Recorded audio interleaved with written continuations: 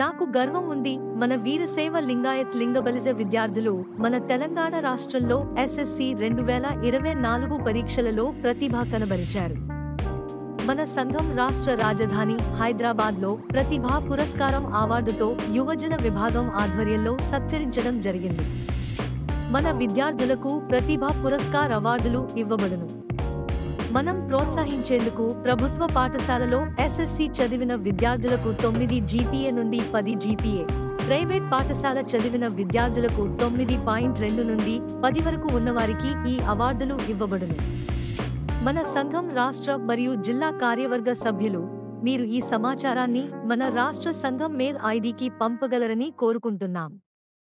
మన ప్రతిభను గుర్తించండి, మన విద్యార్థుల భవిష్యత్తును ప్రోత్సహించండి.